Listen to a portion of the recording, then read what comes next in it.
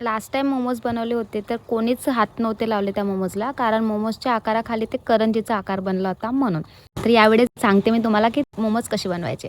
मस्त पत्ताकोबी आणि कांदा घेऊन घ्याल, त्याला चॉपरमध्ये टाकून मस्त एक नंबर चॉप करून घ्याल. बारीक, एकदम बारीक चॉप झाला पाहिजे. ठीक आहे, तुमच्याकडे काही व्हेजिटेबल्स असेल तर तुम्ही ते ॲड करू शकता त्यामध्ये. ठीक आहे, मी फक्त पत्ताकोबी आणि कांदे घेतले होते. त्यामध्ये तुम्हाला टाकायचे थोडीशी मिरेचा पावडर टाकायचा आहे आणि त्यानंतर मीठ टाकायचं आहे थोडंसं आणि तसंच सोडून द्या त्याला. ठीक आहे, पाणी सुटेपर्यंत.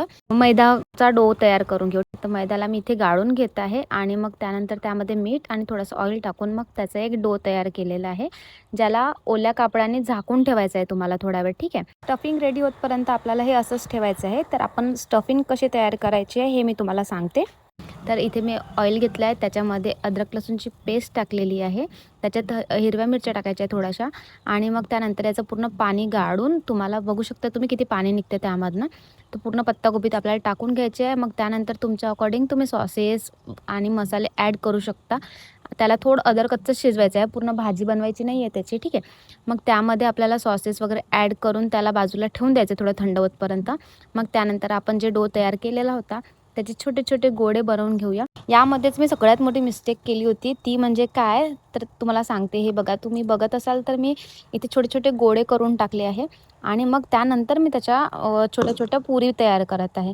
हे तुम्हाला बिलकुल नाही करायचं आहे. ठीक आहे, कारण ही माझ्याकडनं चूक झाली, तुम्ही हे कधीच करू नका. बघू शकता तुम्ही तिथे मी पूर्ण एक पुरी बनवलेली गठ्ठी एकावर एक ठेवलेली आहे. तर तुम्ही तसं कराल तर पूर्ण तुमचं वेस्ट होऊन जाईल, ते चिपकून जातील ते पूर्ण. माझं पण तसंच झालं. फक्त 3 मोमोज तयार झाले, बाकीचे एक पण निघत नव्हते, काहीच होत नव्हतं त्याच्याने. मग त्यानंतर तुम्हाला काय करायचं आहे, तसं न करता डायरेक्ट लगेच ते तुम्ही एक मोठी पोळी बनवू शकता. त्याच्यामध्ये तुम्ही आकारानुसार ग्लास, वाटीचा वापर करून तुम्ही त्याचा छान आकार देऊन मग मोमो शेप देऊ शकता. तर माझ्याने ते तर काही झाले नाही. जेव्हा ताई आली तिने मला आयडिया दिली, मग ते मी केलं. ठीक आहे, मग त्यानंतर ताईने आणि मी दोघांनी मोमोज बनवले. मम्मी आली तिकडनं आणि मम्मीला म्हटलं, बघ मम्मी किती छान मोमोज बनवले मी.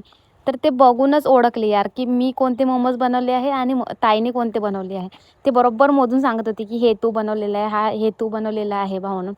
मग अशाच प्रकारे आपले मोमोज तयार झाले. आता स्टीम कसे केले आणि फ्राय कसे केले हे मला विचारू नका, कारण याच टाईमपर्यंत मी 12 वाजता लागली होती मोमोज बनवायला, तर मला 4 वाजले होते. हे व्हिडिओ शूट करत करत नाही का यार, रेसिपी बनवणं खूपच हार्ड आहे, खूप टाईम वेस्ट जाते. माहिती नाही हे यूट्यूब चॅनलवर रेसिपीचे व्हिडिओज कसे टाकतात लोक, तर माहिती नाही. पण मला तर खूपच त्रास आला होता यार. डायरेक्ट मग मी तुम्हाला फ्राय झालेले आणि स्टीम झालेले दाखवत आहे इथे. ठीक आहे,